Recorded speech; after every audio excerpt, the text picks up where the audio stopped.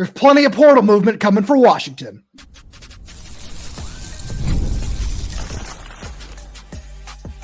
You are Locked On Huskies, your daily podcast on the Washington Huskies, part of the Locked On Podcast Network, your team every day. Welcome back into another edition of the Locked On Huskies podcast. I'm Roman Tomashoff. That's Lars Hansen. He's site editor with Athlon Sports Inside the Huskies. I'm the site editor with Huskies Wire. Thank you for making this your first watch or first listen of the day, as we are part of the Locked On Podcast Network, your team every day. Lars is doing a wonderful job helping us out today as he moves into his new apartment. Congratulations to you on that. Thank you for taking just some of your time out of a busy moving day to do that. As we sit here, we enjoy some Rose Bowl football. I'll just say that. That's the only jab I'm going to take in that direction on this here show. We got so much fun stuff we're going to get into today. Just a reminder to all the everydays out there, make sure you subscribe wherever you get this podcast and like the video, leave a comment down below. This is all that stuff really does help us out. As well, if you're audio only, leave us a 5-star review. All those stuff that really does help us out as we try to make sure we get this show out to as many people as possible throughout the offseason, where there's so much fun stuff in store. Lars, we're going to talk offensive line.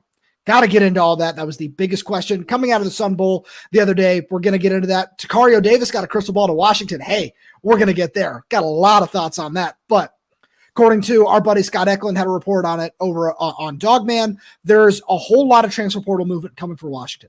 That's not just incoming, that's outgoing. Washington is well above the 85-man scholarship limit right now. We're not going to talk about that so much at this point in time. We don't want to speculate on who might be going. We're just going to kind of let that process play out. But there's still going to be a couple more big-time names coming to Washington.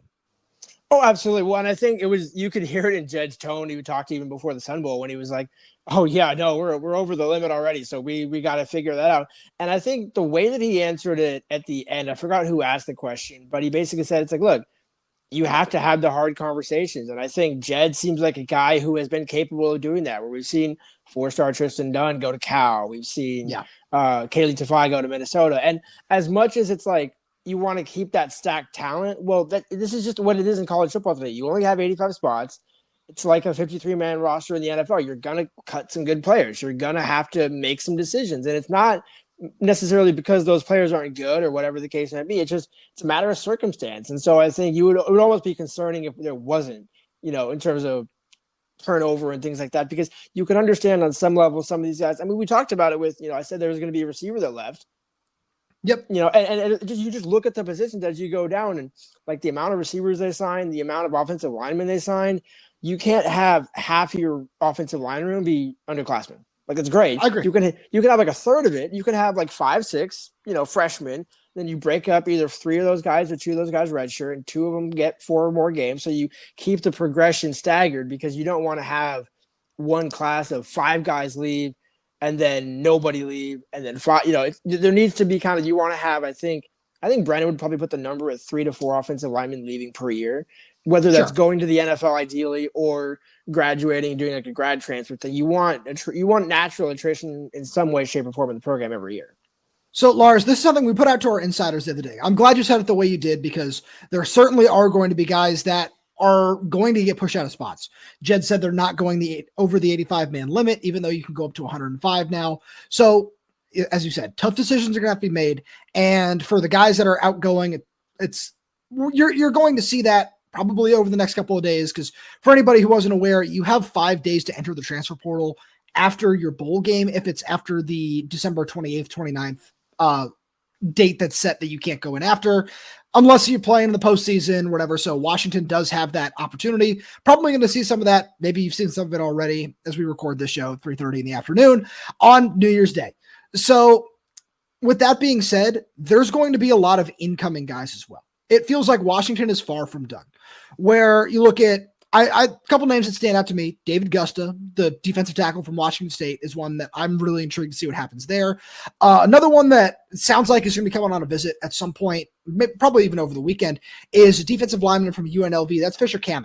That's a guy I'm really intrigued by. 6'7", 250, really nice movement skills, super productive down there at UNLV this past season. That's a name that I would certainly like to keep an eye on. But somebody I know we're going to talk about later on that I know you're interested in as well is Washington State offensive lineman Falili Fa'amoe. That's a guy who, hey, you take a guy like that, all these offensive line worries that fans have had after the Sun Bowl. We're going to get way more into him. Lars, another guy we really need to talk about, as you know, we talk about all these guys that are inbound. Really interesting conversation is wide receiver Tru Edwards from Louisiana Tech. This is a guy who he was a late breakout, and after taking Jonte Cook, you might not have room for another receiver. There are a lot of young talents in the room that this coaching staff really likes. But I look at a guy like this, you know, all Conference USA this last season, big body. You know, you look at the Jeremiah Hunter mold and somebody that DeMond has had good chemistry with. Why not bring in another guy in that mold? Because he's not going to block out other bodies in the room either. He's somebody who, with just 1 year of eligibility remaining, why not take him and just be that security blanket? Yeah, and in fact, what Jeremiah was this season, I mean, you and I both thought he would do a little bit more, thought he would be a little more involved, and DeMond, to his credit, got him involved. But I think in that similar mold, you had two seniors this year, Giles and Jeremiah. Giles obviously was the way more productive one of the two. And that's no slight to Jeremiah because, again, look what he did in the Sun Bowl on the last drive or second to last drive when he had the 42-yarder. Like, he knows how to get open. I think that's why you want to have one of those kind of senior veteran guys, because you look at the room next year, it's Denzel's the oldest. You look, then it's Kevin Green, Jonte Cook, probably somewhere in that mix as a junior. You're looking through that. There's no senior true, like, that's the guy. Like, that's the guy that we need to emulate. But it's go ahead. Sorry, it's not. But it's not just that. It's not you need somebody to emulate, because that's Denzel Boston now. Like, he has absolutely assumed that role, just not only being the local guy doing what he did this past season, but it's just you want one more guy with experience in the room, where like the numbers might not necessarily make sense. Like we talked about earlier, where Washington is well over the 85-man limit right now, but it's just somebody in that. Like just in that vein of you want one more experienced pass catcher on this roster. And this is with all due respect to Audric Harris, Rashid Williams, Kevin Green, all these guys who are on the roster right now who we like and we think have potential to be, you know, standout players moving forward. But it's you want one other guy with experience where like every single college catch right now on this roster outside of Denzel Boston is between Audric Harris, Rashid Williams, and Kevin Green, who was unable to play this year because of an injury. So there's just not a lot of experience, and taking a guy like Tru, who again, all Conference USA, late breakout sort of guy, is really just a perfect fit for what you need from DeMond in 2025. Yeah, and when I say emulate, I'm not saying like obviously Denzel is the standard bearer in the room, but when you have two of them is the key. Where Denzel can work with some of the guys, and Tru can work with some of the guys, or you balance the two edges. But the point is. It's having two guys that you can say, look, these two guys are not going to go on to the NFL after the 2025 season. Jonte Cook and Kevin Green. The next two guys, again, they don't have to be ones and X and Y's and Z's. Like, it can be whatever position. You want to have at least two guys going, graduating to the NFL every year. And the way that the roster is looking, you need one more guy like that next year. I think Edwards could be that exact fit. No, I like where you're going with that. Yeah, I certainly see that. Sorry, I want to make sure we switch to the other side of the ball as well, because I think defensive line is honestly just as important as where the offensive line is right now in terms of still needing veteran additions. And I think they're only going to take one more guy. Doesn't look like that's going to be Jeffrey Emba, who we thought might end up following Ryan Walters from Purdue. He said a whole bunch of visits. Doesn't seem like that's going to be in the works, but I look at one of Fisher, Camac, or David Gusta. I would probably lean towards Fisher Camac right now, where it looks like they might be set at the interior in terms of bodies, and with Ryan Walters, who's going to play a lot more of 5-down linemen up front, just in terms of that's what he likes to run with his scheme. You want somebody in Camac's mold that's a big physical edge rusher kind of guy who is an elite athlete. I think Gusta could certainly do that as well, but somebody who could play a lot more on the edge, just in terms of somebody who can line up alongside Zach Durfee or Taitai Uiagalelei. And I think of him in that mold. And I'm just curious to get your take on that, because I think David Gusta is the, more sought after talent right now, but I think that Camac's upside is just as high. So I think there's a more guarantee in David Gusta, and that's no disrespect to Camac. I think I agree with you, there's higher upside, but the reason why I would say for Gusta is exactly what you're getting, and you don't know if Armand can fully come. And again, I'm not proud to speak on something, but it's like if Javon has a regression or doesn't end up coming back to full strength and Armand isn't able to go. We saw how important depth was along the defensive line this season, and I agree Ryan Walters in the scheme he's going to run. Maybe you don't need another interior guy, but at the same point, it's almost like interior guys and wide receivers. You can never have enough of them. Same thing with edge rushers. Same thing with certain positions where it's just like look, if David Gusta wants to come here for 1 year and you can figure out the numbers, like, maybe Logan Tagapalu plays only, 15 to 20 snaps and is a, rundown defender. There's different things you can do. Cause again, there's a lot of big bodies on this defensive line. So I certainly understand the Fisher argument. And again, if you can get one or the other, pick one. It's a good choice to have. But I would just make the argument for Gusta because you can never have too many interior guys at this point. And I agree. Knowing that you don't have a guarantee with either of the Parker brothers, plus, Lenny is, Lenny's looked good, but Bryce Butler didn't do a ton this year. So if some of those other guys don't pop, now you're like, ooh, the depth wasn't as good as we thought it was. And that's no shot at those players that I mentioned. I'm just using the guys that are on the roster as examples here. No, I like where you're going with that. Lars, we got to move over to the secondary, though, because Tacario Davis might be coming to Washington, which we'll get to right after a message from our good friends over at FanDuel. The NFL playoffs are almost here, but it's not too late to get in on the regular season action with FanDuel, America's #1 sportsbook, because right now new customers can finish the season strong with $250 in bonus bets if your first $5 bet wins. FanDuel has so many ways for you to pick up a W. I love betting on which players will score a touchdown and how many points each team will score. It's thrilling. Not only can you bet on who will win the game, but FanDuel also has bets for which players will score a touchdown, how many points each team will score, and so much more. Just like we've all season have had Josh Allen for MVP. We love those odds. You can go check so many more just like that out just by visiting FanDuel.com to join today. That's FanDuel.com for your chance at $250 in bonus bets. Make every moment more with FanDuel, an official sportsbook partner of the NFL. Lars, Greg Biggins on Wednesday morning, I don't want to say he shocked the world, but he put in a very exciting crystal ball for Washington to land the #1 cornerback in the transfer portal, number 13 overall player in their rankings. Not that I buy into those at all. I know some people do, so I want to make sure that's out there. Tacario Davis. This is a guy who I'm just absolutely enamored with as an NFL prospect and what he could bring to this secondary, because this is a guy who second team all Big 12 this last season. And before that was all Pac-12 honorable mention under John Richardson 2023, where he led the Pac-12 with 16 pass breakups, was tied for third in the nation. And I think about what he could be in the secondary, and I just couldn't be more excited. Well, I forgot which day it was. I think it was last week. I don't think it was this.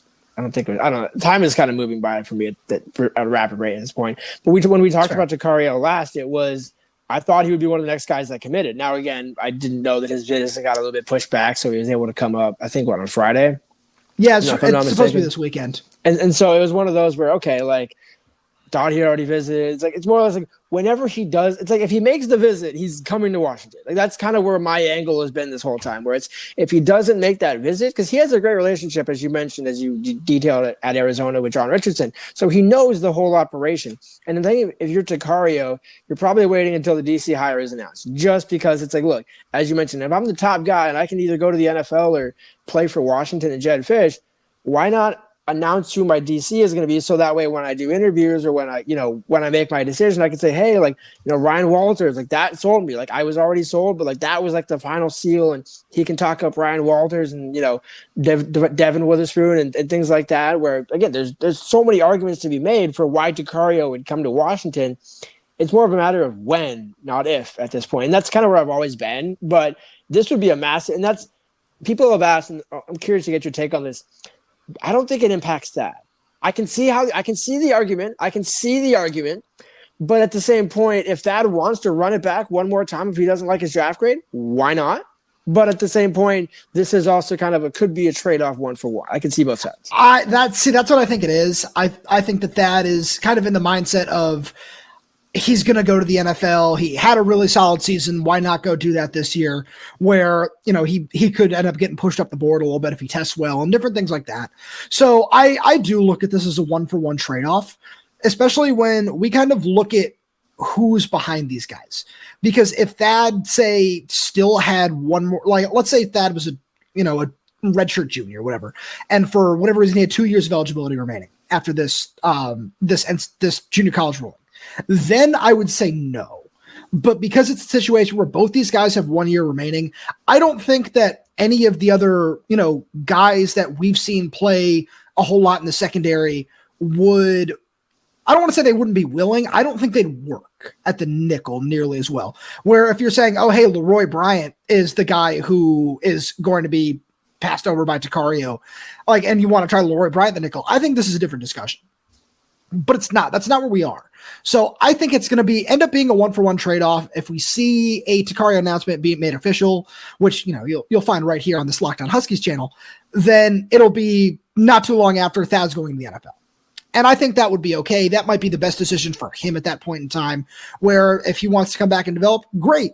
But you have to understand that you're going to be fighting for your job with Ephesians Prysock, with Tacario, with Jordan Shaw, who this coaching staff really likes, and we were really impressed with throughout spring practice, throughout fall practice. So there's a whole lot to like there, just in terms of the secondary. But where I was really curious about what this is going to look like is, Lars, we've gotten plenty of questions from our insiders in the YouTube comments, on Twitter, wherever. Just, hey, where are the big money guys in NIL? And you and I have talked about, hey, Carver Willis is that guy. And, getting Simone Peppa, an experienced defensive tackle with the experience that you want at Utah, is a great get, no matter what that price tag might look like. We don't know what that price tag looks like. Let's be very clear about that. But whatever it does, it was certainly not easy to come by for somebody with his caliber of talent. But with that being said, getting getting Tacario Davis to pass over the NFL for one more season, to come back to college football, would be a giant accomplishment for this coaching staff and for Montlake Futures, for NIL, for everybody involved in that deal, because this is a guy who has first-round potential. We've talked about it. We've seen that. That's what he was going into this past season. It was, hey, this is a guy who could be a top 3, top 4 cornerback in this class. And if he wants to come back because, hey, maybe he feels he didn't get the coaching he wanted, maybe he thinks he has unfinished business at the college level, whatever that might look like, it's certainly going to take a significant package to help sway him to come back. And this crystal ball is just a first step in that direction, saying you're going to add a first-round talent to your defense. Yeah, well, it's also worth noting for people that like reading tea leaves, I don't think Washington has had a player crystal ball to them in this transfer window that has not ended up at Washington. Do you remember Jonte was crystal balled, or I think it was Pete Nakos or whoever it was that predicted Jonte Cook to Florida before switching to Washington, but nobody has done the, oh, hey, he's committed to Washington. Oh, as it turns out, Washington couldn't, got outbid or whatever. That hasn't been the case, which was another kind of cause for concern that we were coming into this offseason with. Like, hey, can you get these guys on campus and finish the deal and not just get them to commit, but actually sign the paperwork, not get outdone at the 11th hour? And so I think for all those reasons that you mentioned, it's just the interesting thing is the ironic part about that is, who do you think, and this is no slight to the players, but just if you want to have the honest conversation, Tacario gets drafted before Thad either year. 100%. So if you're my point is, if you're Tacario, what's the incentive, and what's the number? What is now? Is it because is it a number, or is it a number ish and John Richardson and Ryan Walters and those sorts of things? I don't think it's that. I think it's a draft grade where if it's, hey, you are a bona fide first round pick, which he still certainly could get. But if it's, hey, right now it's top 50. I think that is incentive enough to come back, where he was he's a phenomenal talent. He wasn't as good in 24 as he was in 23. I think that had everything to do with Arizona's coaching staff. But I think that's just part of that, where it's, hey, yeah, you came into the year as a bona fide lock, first round talent. Good friend of mine over with Pro Football Focus had him as cornerback 3 coming into the season. And you can look at that and you can say, all right, yeah, he fell a little bit. He didn't live up to the expectations, but I really do believe that you can point a lot of those fingers at Brent Brenna's coaching staff for saying you didn't take a first round pick and develop him the way that he should. With that is 6'4", nearly 200 pounds with his level of athleticism. Those are very rare players to find. And John Richardson, with one more year, could certainly turn him into what he is supposed to be. And I know we've said it before on the show. He could legitimately be the first cornerback off the board in 2026. So why not go back to the coach that can help you get there and do that for one more season? So no, I was glad you kind of painted it that way, because this is what I was going to say. I think Thad's going to declare first, and that will open the spot for Tacario, because, optics do matter on some level, and I don't think you want to take Tacario's commitment and then be like, oh, I guess I am declaring, because, it's like, otherwise you're almost forcing Thad to transfer if he wants to play another year in college. And it's like, well, Am I going to have to compete with Thaddeus or Thaddeus? Am I going to have to compete with Tacario or Efi for my first spot? When I beat out Elijah Jackson earlier this year, who again, top 2 moment, probably not 2, in the Sugar Bowl last year. And so all these things are hard conversations to have. And I think I agree with you. At the end of the day, Thaddeus declares, probably going to do that in the next few days. And then Tacario commits a few days after that. Somewhere in between, Ryan Walters is going to have to get announced here, because I think that's the other selling point here. Look how much he cooks with secondaries. And then you pair that with John Richardson and Armand Hawkins recruiting. Like, your secondary is right there for the cooking. Just got to put it together. And that's the thing where the last thing I wanted to say on this right now, and if he does commit, I have a whole just rant I want to go on, where I wouldn't worry about this coaching, people saying this coaching staff is going to invest in the back end over the front seven. I don't think that's a concern, where this is just, it goes back to one of Jedd Fisch's first press conferences when he talked about recruiting. He said, we are not in a position to turn down talent ever. No, and no coach ever should be. And this is the epitome of that. This is, hey, do you want one of the best cornerbacks in the country, the top rated cornerback in the transfer portal, to come to your school? Yeah, I do. I don't care what it takes. I don't care how you need to make that work. That's what it's all about. It's about stacking talent any way you possibly can. And that's exactly what this is. Lars, that being said, we got to move on to the offensive line. Right after a message from our good friends over at Game Time. Attending the new 12-team college football playoff games is an incredible experience that brings fans together like never before. I remember the excitement of past playoff games and can't wait to make new memories with the updated format and extra teams involved. Game Time has a new feature called Game Time Picks that makes getting tickets for events even easier, filters out the fluff to show you only incredible deals on great seats, so you don't have to waste time searching through thousands of tickets. I remember using Game Time to find tickets for a Rockets game when I was down in Houston for the national championship, when I was down there for last year's Michigan-Washington game. Browsing through the deals was a breeze, and I found great value for all kinds of seats around the venue. The super deal in particular stood out as the best value for the event. I love that I could see the seat views before buying, and that the app shows the total cost up front with no surprise fees at checkout. Plus, the on-time ticket delivery and lowest price guarantee gave me complete peace of mind. Take the guesswork out of buying tickets with Game Time. Download the Game Time app, create an account, and use code LOCKDOWNCollege for $20 off your first purchase. Terms apply. Again, create an account and redeem code LOCKEDONCOLLEGE for $20 off. Download Game Time today. Last minute tickets, lowest prices guaranteed. So Lars, the offensive line is really interesting. I think this conversation needs to start with Fa'alili Fa'amoe from Washington State, where we just had a conversation about not turning down talent. You could feel great if you're the coaching staff. You could feel great about going into 2025 with Maximus McCree, Carver Willis, and Jerez Party as, you're going to figure that out for your starting tackles. That's fine. If you bring Fa'amoe in, all of a sudden that changes, because Willis and Fa'amoe are your 2 starting tackles, and you feel awesome about that. And then you have the rest of the talent battled out for 2 spots on the interior. And I say 2 because Landon Hatchett is going to be the starting center. And I think that's a really solid place to be for this offensive line. And I don't know how this recruitment is going to play out, but that is absolutely a name to watch.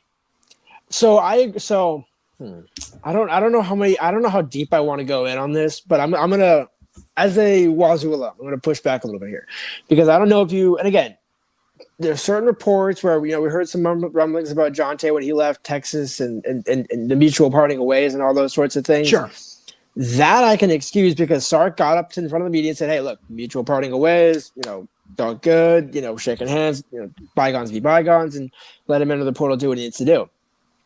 Did you hear the story about Fa'amoe when he, midway through the season, asked for a raise in NIL, and then he wouldn't play the rest of the season?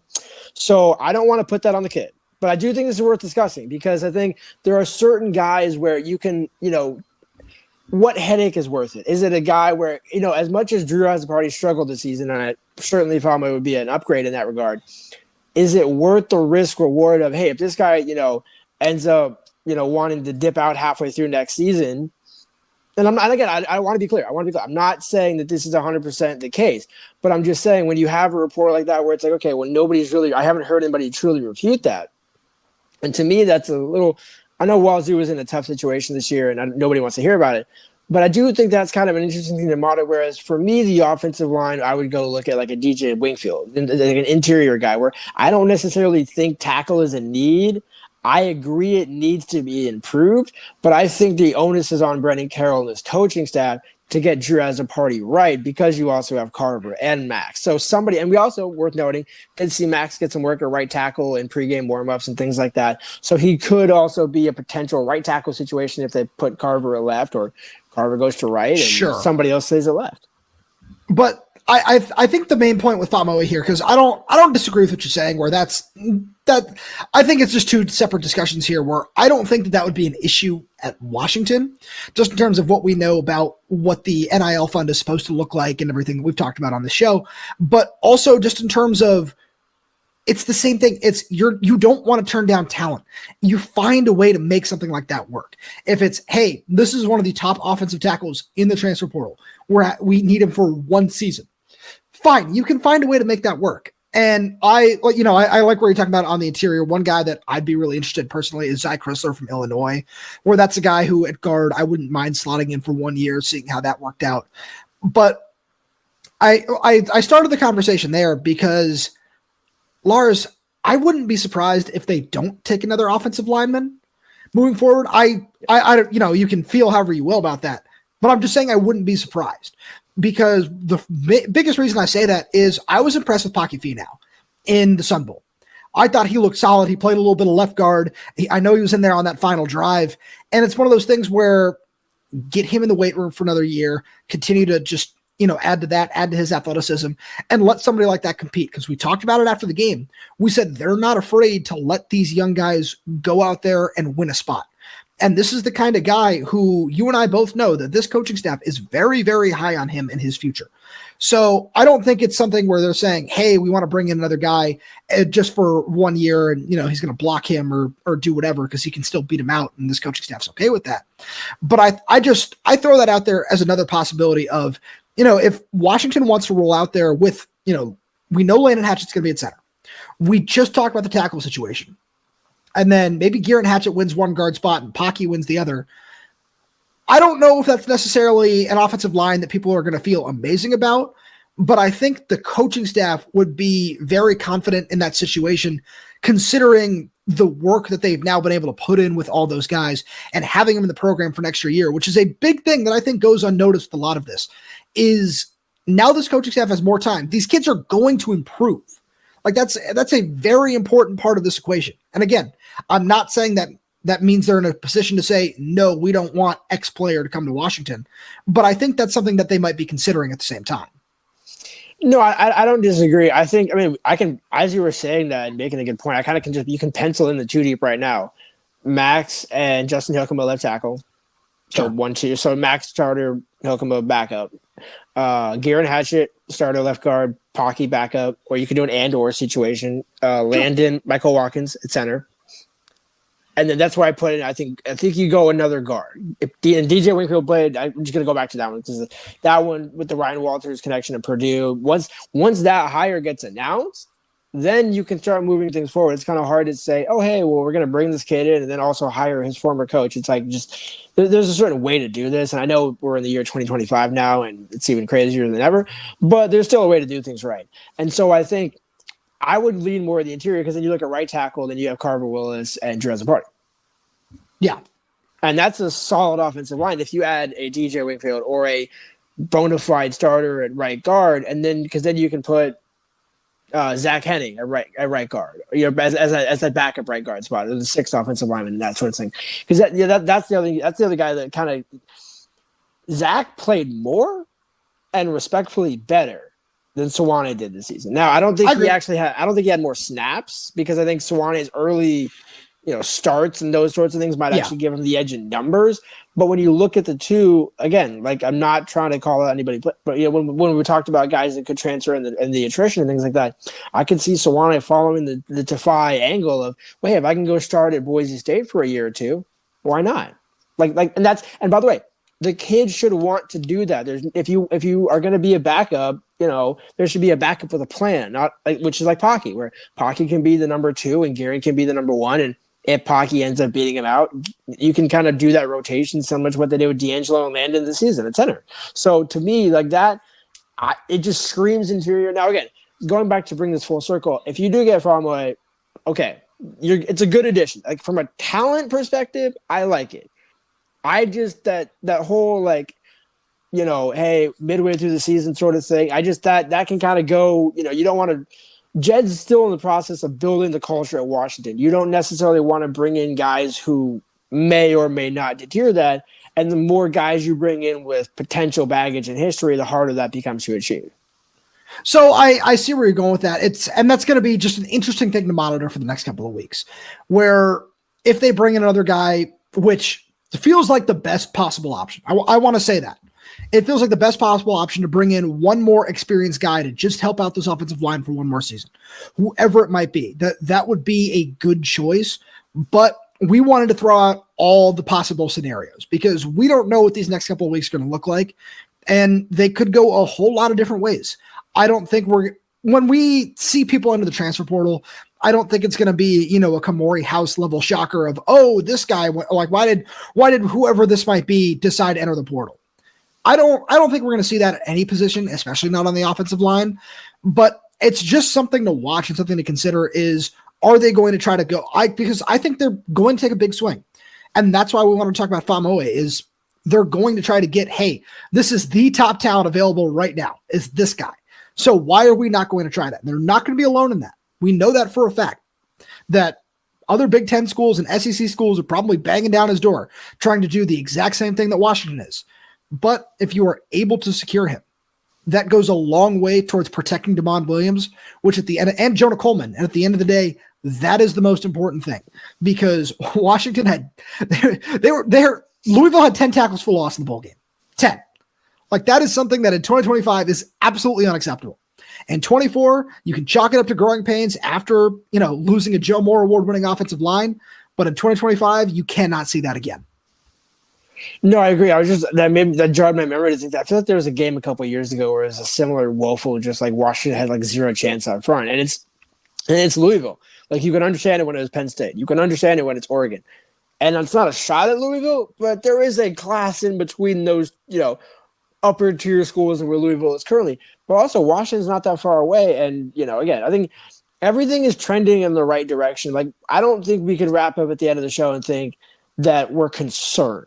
We're monitoring the situation. We're intrigued, but I don't think it's any cause for concern. Now, if we get to spring ball and they haven't added another offensive lineman and they didn't get Tacario and Dad leaves, then we got a problem. Yep. It's a very different discussion. Right now, this is where you are, and you can't help but say there are a lot of pieces that look like they're moving in the right direction. Still a very long way to go, but that's where we are right now. Lars, as always, thank you so much for being here. Thank you to all the everydayers tuning in. We really do appreciate your support. And please make sure you subscribe wherever you get your podcasts, whether that's YouTube, Spotify, Apple Music, Amazon Music. We're there. We're everywhere. We're updating the channel with new content every single day. So make sure you click that like button, click that little bell so you don't miss when we post a new video. If you have any questions, comments, concerns, drop them right down below in the comment section. And if you're audio only, please, if it's 5-star reviews, it does help us out a lot. Thank you so much for tuning in, and we'll talk to you on Friday.